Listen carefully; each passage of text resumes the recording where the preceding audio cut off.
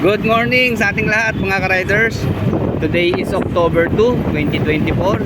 Papunta sana tayo ng San Pablo kasi kahapon po nabalitaan natin dun sa isang stop sa Rosie Nagcarlan Outlet. Shoutout nga pala kay Derwin Vergara. At siya nagbigay ng info sa atin na may mga bagong dating na Rosie Plus X 150 sa San Pablo pa lang po. Kasi nag-canvas nga po tayo, nag-ikot tayo, dumaan tayo ng Calamba, wala pa rin. Sa Los Baños, Rosie branch, wala pa rin available. Then sa Victoria, nagtanong tayo, may order daw sa kanila. So ngayon, dito sa San Pablo, napansin ko sa isang post ng ating isang kasamahan dito na meron na nga pong bagong deliver sa San Pablo. Pero dito, malapit-lapit, papasyalan natin kasi umorder yung isang stop sa Rosie Calauan dito nga po. At pinagbigyan niya tayo na mai-review natin. At yun tayo mga ka-riders, sa dinami-dami na nagre-request sa ating YouTube channel. Napanood na, nabasa natin yung mga comments. Sa Katerma nga po nagre-request, mga dalawa sila. Dalawa lang sa atin kahit isa yan, importante yan. Hindi natin pinabaliwala yung mga subscribers natin na nagre-request. Kaya ito, meron lang ding time, nire-review natin.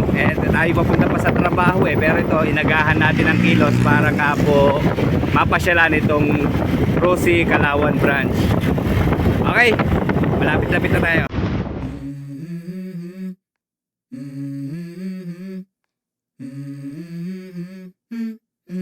Let's go.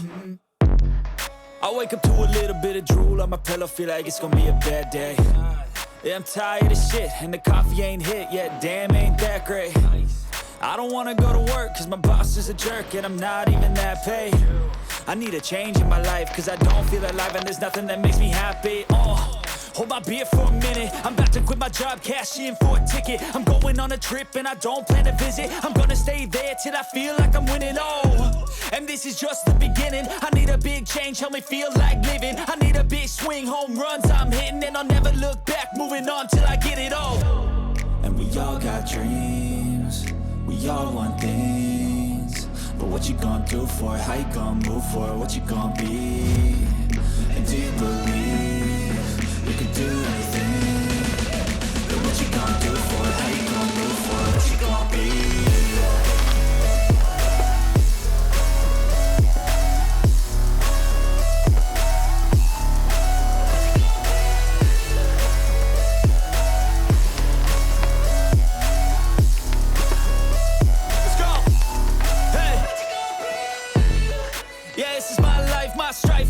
To fight, to die on, and this is my game to play, to claim a brand new name. And I don't lie to you, I'm a bit nervous that I might screw everything up that I've ever done. But what's the point of living if you ain't having fun?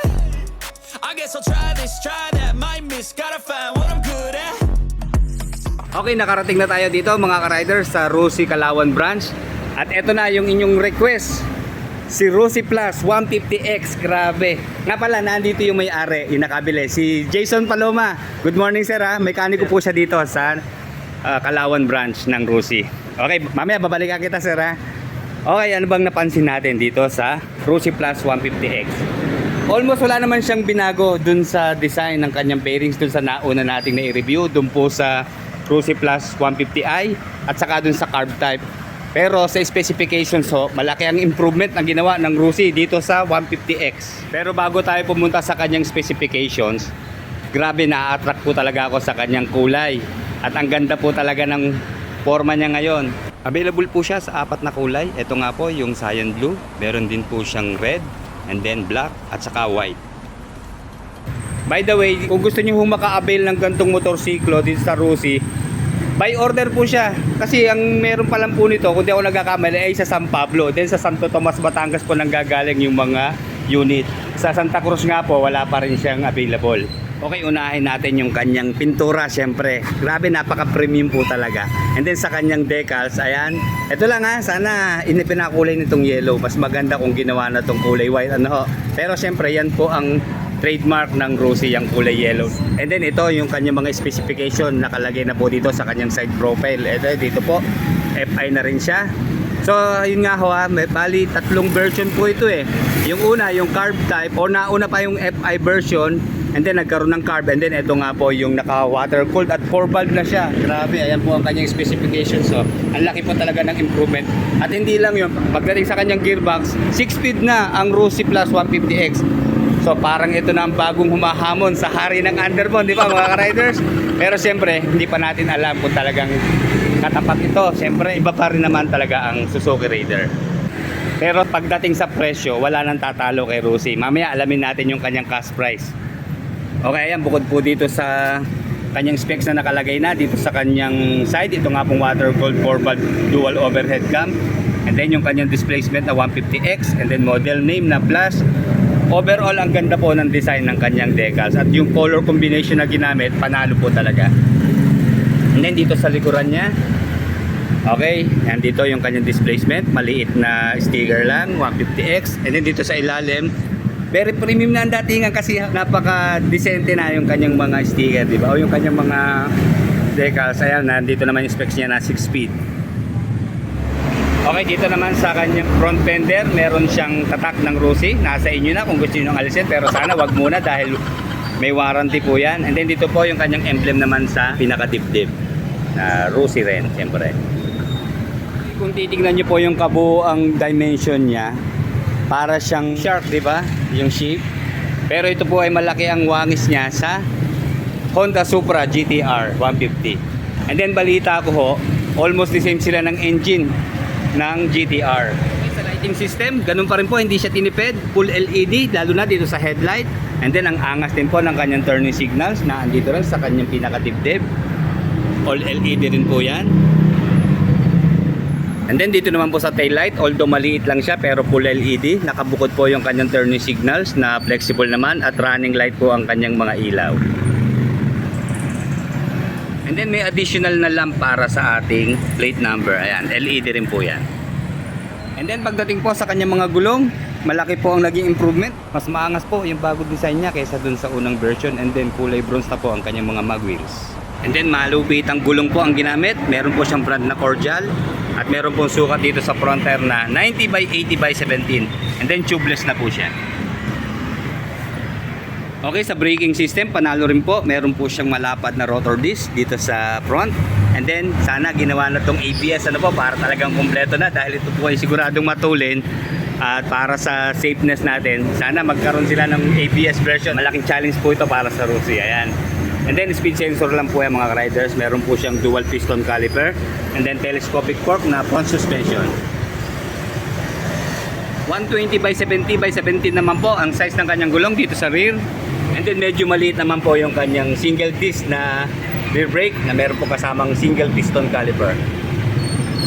And then wala naman binago dun sa kanyang stock na muffler, ganun pa rin po. Ayan, Euro 4 compliant na po siya, so sigurado malinis po ang pusok nito kung meron man, ano. Ayan, naka laser print po yung kanyang brand na Rossi.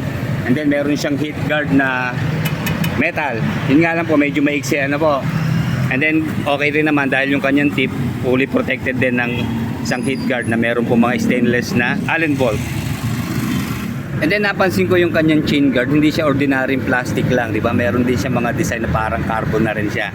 Kaya ito, hindi na talaga siya tinipid. And then dito po sa foot peg ng rider, foldable siya na meron pong rubber para hindi tayo masaktan o dumulas ang ating paa. Okay, same lang siya ng gear shift pattern ng Raider. Ito po ay merong gear shift pattern na 1 down, 5 up. And then medyo tagulan po yung kanyang monoshock na rear suspension, kulay black na coil spring. Mamaya testingin natin kung okay ba ang kanyang bounce.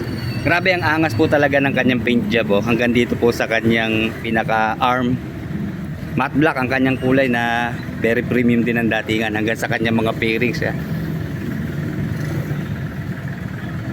And then katerno rin po yung grab bar niya, di ba, yung kulay. Pare-pareho sila, kaya hindi siya fancy tignan. And there sa rear fender, napaka-sporty rin ang dating, hindi na siya binago. Yung nagdala yung kanyang pintura, ang ganda po ng pagkakadali talaga. And then dito sa kanyang rear brake, napansin ko medyo pinalapad na siya ng konti. Pero sana mas palapad pa, di ba, para hindi dumulas yung ating pa in case na mag-emergency brake tayo. And then foldable nga po yung kanyang foot peg. And then nasa 1.3 liters po ang kanyang engine oil capacity. And then panalo rin po sa kanyang seat cover. Ayan o, mayroon siyang malambot na part dito sa rider seat, and then medyo magaspang naman dito sa ating back rider. And then yan, meron siyang stitches sa gitna. Although one tone lang siya, pero quality po yung kanyang upuan. Ang ganda rin ng tabas, malambot siya. Hindi rin nabago yung kanyang pocket dito sa left and right side, nalalim din naman siya. And then ayan po yung kanyang charging port na USB ready na. Then dito sa kabila, syempre dalawang susi sa kanyang ignition key. Bago tayo pumunta sa kanyang digital panel, check po muna natin yung kanyang fuel tank capacity.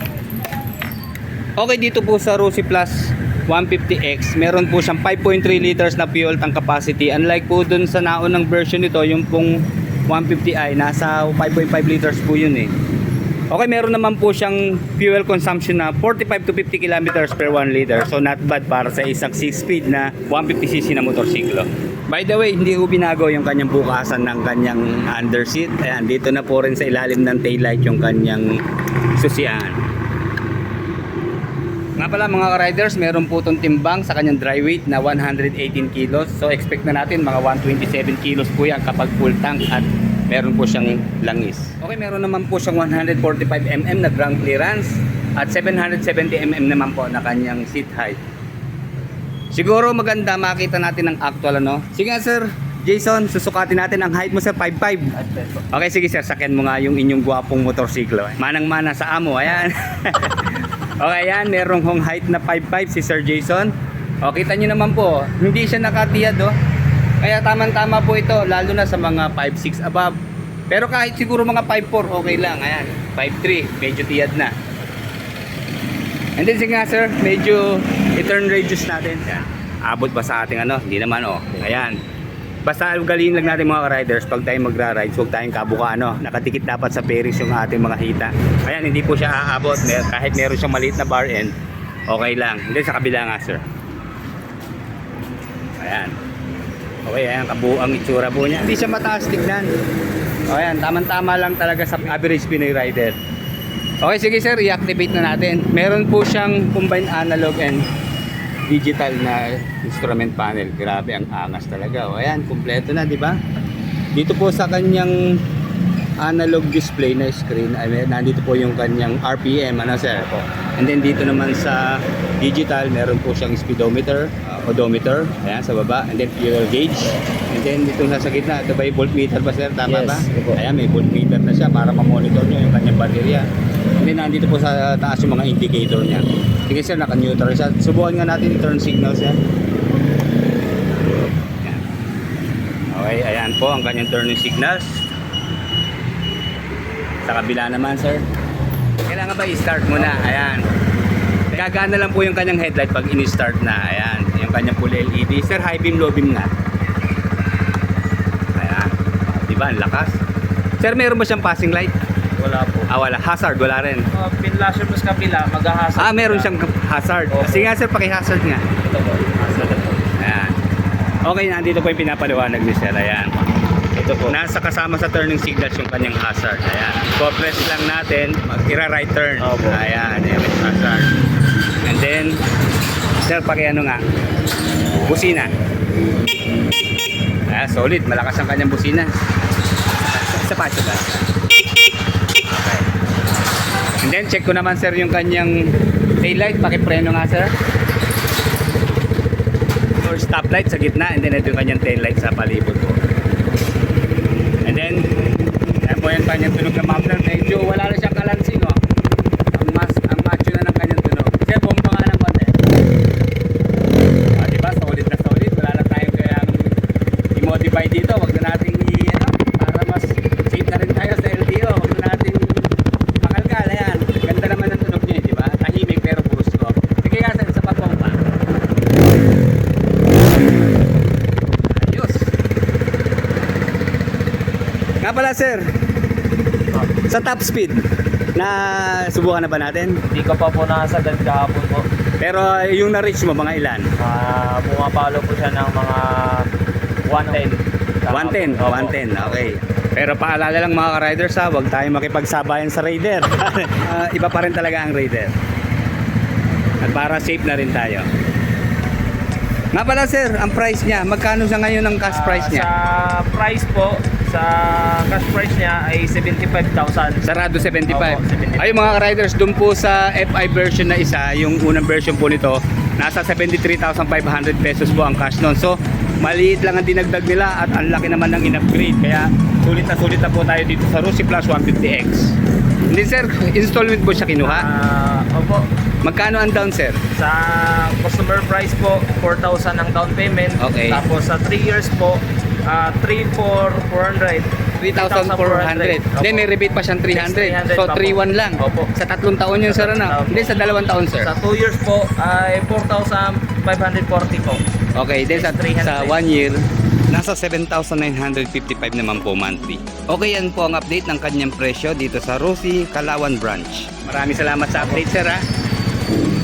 Okay, sa engine specs nga po, 4-stroke, single cylinder, 4 valve, liquid cooled sa kanyang cooling system, fuel injection naman po sa kanyang fuel supply system, 150cc displacement, and then Euro 4 compliant na po sa kanyang emission control. And then maximum power of 16.7 horsepower at 9,500 RPM and maximum torque of 14.5 Newton meter at 8,000 RPM. Nga pala Sir Jason, bakit ito ang kinuha nating motorsiklo? Kasi po, ay yun nga po, siya ay 4 valve, tapos ang naka water cooled, tapos 6 speed, tapos yung kanyang makina ay katulad po siya ng Honda GTR 150. Okay. Opo. Nagustuhan ko sa kanyang performance, sobrang tining po talaga ng makina. Okay. Pero sa ngayon wala, meron ka bang di nagugustuhan pa sa kanya? Sa ngayon po, kasi kahapon ko lang po nakuha. Okay, kahapon lang. So wala pa? Nakakahan po. Oh, sana wala nang issue ano? Opo, Okay. sana po.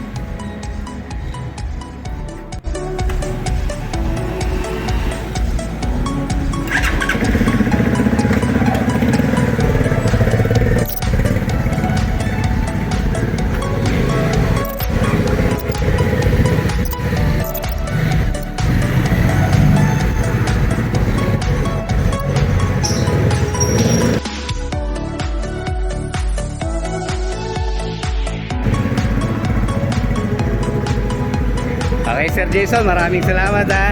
Baka may shoutout ka. Shoutout po sa mga tropa dyan, mga taga-Rusi. Rosie, okay. Salamat, sir. Po.